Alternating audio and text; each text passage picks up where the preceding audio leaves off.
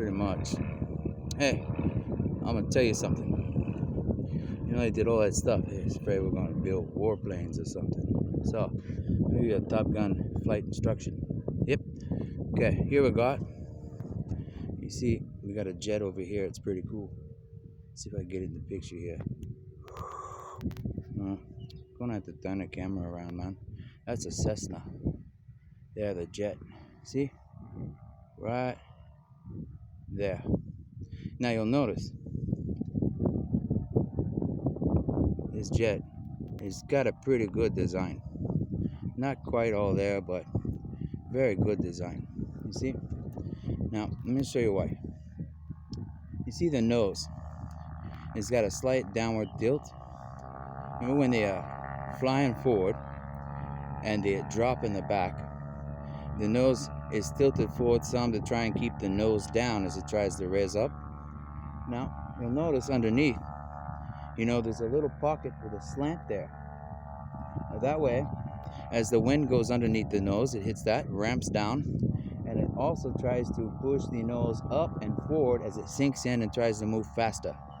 You see? Now, if you pay attention, you'll notice the tail wing has two flaps on the side with the engines in the back. Because the heat there, it puts the heat behind the plane, and the flaps on the back is sort of like parachutes. As the tail tries to fall in the opening of the air because of the heat and the mixture of the engine that's outside of the engine, which is the natural atmosphere and air moving. It's sort of like the weather machines, move stuff too, but this is a smaller version. And so the heat, the air behind it tries to catch up while the air in front of it is pushing through. And it mixes and creates a push. We call that forward thrust. Now we call it thrust because at the same time you get forward thrust, you also get a drag. And it's like, what a drag, man, we're wasting so much fuel.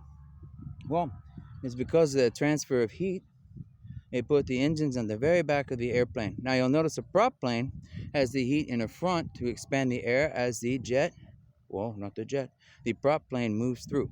Now, as it expands the air and it moves through the open pocket, the air mixes and moves over the wings that cools the surface from the sun, heating the top of the plane, which is why, during the day, flight is a little better because, the heat hits the top, creates a heat pocket above the plane, makes lift a lot easier because the cool air underneath, it's a little thicker. You can ride on it like surfing a wave.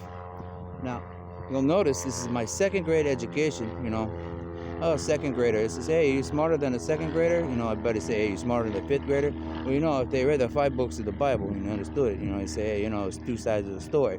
So they say, so as the nose, the air hits it, you could put this whole jet in a big tube like a wind tunnel, but, it's the wind tunnel is, it's limited, limited experience. So, you put it in a wind tunnel, well, you get the wind, it kind of hits the nose, ramps up, and pushes down on the nose, so your readings are all fucked up with the sensors that are on it, because when it goes up, it hits the top of the wind tunnel and pushes down on the fucking plane, and you don't get accurate readings. So this is why I say wind tunnel, stupid idea. Maybe you put your engines in there and test them in wind tunnel, see the speed, stuff like that. You watch a lot of movies like, hey, wind tunnel. It don't work like that. So anyways, the wind, it come hit the nose, you got a little point there. So what it does is the contact experience is when the nose is hitting the thicker air, it creates a contact and a push and tries to spread it apart to open up a pocket for the jet to move through. Now, once the air goes and ramps up, it hits the open space of the air, travels over the top of the jet, and tries to put cool air back there to mix with the engine, right, to create lift on the tail wing side. That way, as it falls, there's thicker air underneath the back flaps to keep the tail of the jet from falling down. They say sometimes flight is like throwing a stone. If you throw it hard enough, it'll fly around the earth forever, but that's not true. You see? So you got to know about aerodynamics without a wind tunnel. You look at these things and you go, hey, how does that guy see stuff? Well, some of us, we see the particles in the air without, microscopes and shit. So you go, as that wind is going underneath at the same time, you got the cylinder there, and the wind goes underneath, it hits there, and it goes down. You got a little ramp effect, right? So now that goes down, and it puts thick air underneath the aircraft in the back. So you try to get the slipstream with the heat coming out the back, plus over top, and it mixes in, and it say, boom, there you go. So now as the jet is still falling backwards, right? It's like falling backwards in time, man. Well, you got your wings there. So your wings, spread the air out. And as it goes across the wings, you got the thicker air underneath. Plus, you got the speed over top of the wing, and it's tilted back, so it spreads that apart. So as it spreads that apart, some of that heat can dissipate and mix with the other air, and the whole aircraft then becomes an engine. And go, as it flows apart there, it still wants to come back, and it creates what? Well, the nose, it goes through the air, spreads it apart, makes it a speeder, and then the wings, it spreads it apart, and then makes things want to collapse even more. So it goes around and creates a whirlwind, which is why, some of those faster jets is like, hey, don't get caught in the jet wash. Well, because, the jet wash is where everything's spinning around like a little hurricane, a tornado, behind the jet. So what you do here is you got two engines creating these little tornadoes, right? And you're wondering which direction the tornado is going to push. Is it going to pull back or push forward?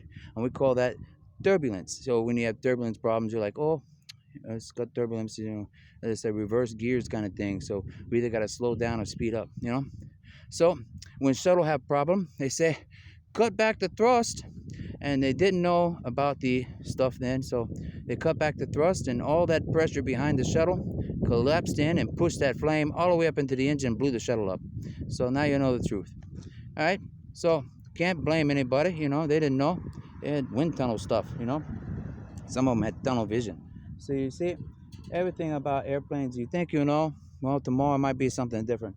So they look at this, and you see the front of the engine is a little wider than the back.